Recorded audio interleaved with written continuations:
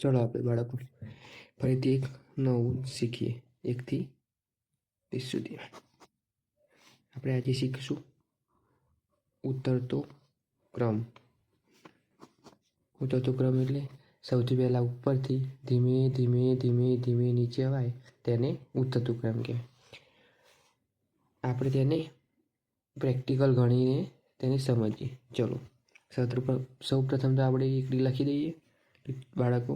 1 2 3 4 5 6 7 8 9 અને 10. ઓકે બાળક, એ જ રીતે આપણે આગળ લખશું.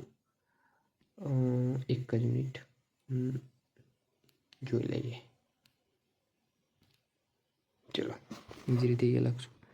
11 12 13 14 15 16 17 18 19 20. 20 સુધી લખાઈ ગઈ. આ 10 આ 10 1 થી 10 11 થી 20. ચલો હવે આપણે તે દિવસ તો આપણે પેલા ગયા વિડીયોમાં આપણે શીખ્યા કે ચડતા ક્રમમાં સંખ્યાને કઈ રીતે ગોઠવાય. એ જ રીતે આપણે તેનું વિરુદ્ધમાં શીખવાનું છે. તેનો આપણે ઉતરતો ક્રમ, ઉપર નીચે નીચે નીચે આમ ઉતરતો ક્રમ કહેવાય અને આ ચડતો ક્રમ કહેવાય. આમ જવાનું હોય નીચેથી, સૌ પ્રથમ 0થી ઉપર જવાનું હોય ચડતો ક્રમ, અને 10થી કે પોકેલી વસ્તુ હોય ત્યાંથી નીચે આવીએ તેને ઉતરતો ક્રમ કહેવાય. તો સૌ પ્રથમ આપણે 5 સંખ્યા ધારી લઈએ. ચલો બાળક 1 થી 20માંથી ધારીએ જેથી આપણે શીખવામાં સરળ રહે, કારણ કે 1 થી 20 સુધી બીજી કાકડા આપણને આવડતા હોય. તો ચલો બાળક પહેલાં તો આ લાઈનમાંથી કઈ લેવી છે સંખ્યા, બોલો બાળક. એક કામ કરીએ, બંને લાઈનમાંથી 3 વસ્તુઓ લઈએ. ચલો બાળક, આ 1 બરાબર, આ 2 અને આ 3. એ જ રીતે આ લાઈનમાંથી 3 વસ્તુ. તો આ 1 આ 2 અને આ 3. ચલો પહેલાં આપણે સૌ પ્રથમ તો ક્રમમાં લખી દઈએ જેથી આપણને સરળ રહે. અહીંયા શોધવા રહેશું તો કદાચ અંક લખવામાં આગું પાછું થઈ જાય, એટલા માટે અહીંયા નોટ ડાઉન અલગથી લખી દઈએ. તો પહેલી લાઈનમાં કઈ કયા છે બાળકો? અંકો 3. બીજા કયા છે બાળકો? 7 અને 8. પહેલી લાઈનમાં 3 આવી ગયા, 1 2 3. ચલો એ જ રીતે બીજી લાઈનમાં કઈ સંખ્યા છે બાળકો? 12. પછી કઈ આવે બાળકો? 15 છે. અને પછી કઈ છે બાળકો? 19. બરાબર. 3 7 8 12 15 19.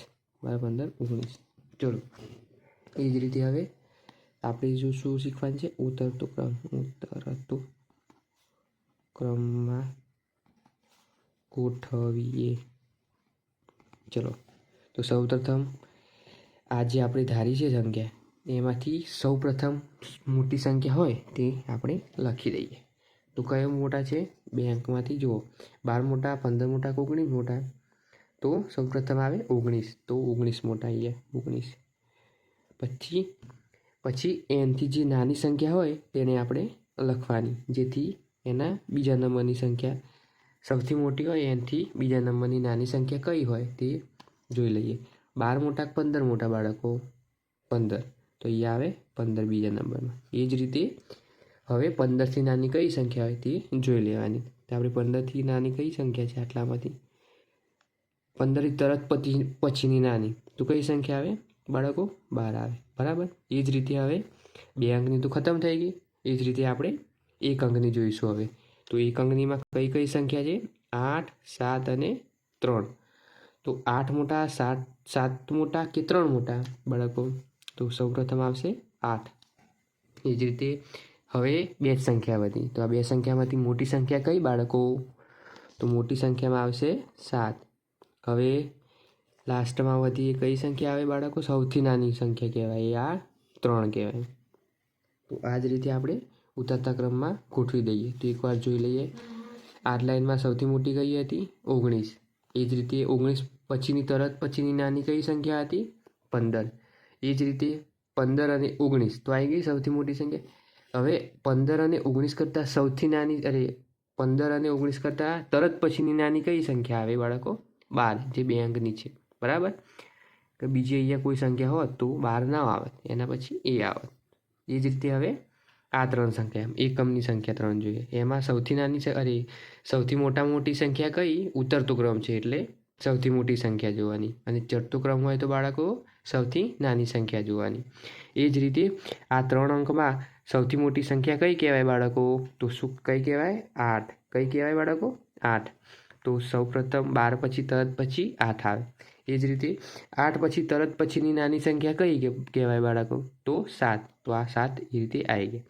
હવે 7 પછીથી 3 વધ્યા હતા તો 3 આવી ગયા. તો આ 3, 7, 8, 12 અને 12, 15 અને 19. 19માં સૌથી મોટી સંખ્યા કઈ આ બધામાં? તો 19 આવે. બરાબર. એ જ રીતે સૌથી નાની સંખ્યા કઈ આવે બાળકો? 3. ઉતરતા ક્રમમાં છેલ્લામાં છેલ્લી સંખ્યા સૌથી નાનામાં નાની સંખ્યા હોય જે તમે ધારી હોય એમાંથી. અને એ જ રીતે ઉતરતા ક્રમમાં સૌપ્રથમ જે સંખ્યા હોય તે ધારી હોય તેમાં સૌથી મોટી સંખ્યા હોય. તે આપણે આ રીતે નક્કી કરી શકાય કે આપણું સાચું છે કે ખોટું છે, કે કોઈ આંકડો રહી ગયો નથી. તો સૌથી મોટી સંખ્યા કઈ આવે? પહેલાં આવે અને સૌપ્રથમ આવે. અને એ જ રીતે ઉતરતા ક્રમમાં છેલ્લી સંખ્યા કઈ આવે? સૌથી નાનામાં નાની. જે ધારી હોય એમાં સૌથી નાનામાં નાની સંખ્યા એ લાસ્ટમાં આવે, છેલ્લા આવે. તો આજે બાળકો આપણે શું શીખ્યા? ઉતરતો ક્રમ. બરાબર. તો આ જ રીતે ઉતરતા ક્રમમાં જે સંખ્યા આવે તે આપણે જોઈ લેવાની. તો હવે આ વિડીયોમાં તમને સરળતા રહી કે આના જ વિષય ઉપર બીજો વિડીયો બનાવવો પડશે? જો બનાવવું પડશે તો કોમેન્ટમાં હા લખજો, અને ના બનાવવો હોય તો આ જ વિડીયોમાં તમને કમ્પ્લીટ ખબર પડી ગઈ હોય તો કોમેન્ટમાં યસ લખી દેજો. બરાબર. અને આ વિડીયો ગમ્યો હોય તો લાઈક આપજો અને શેર કરજો.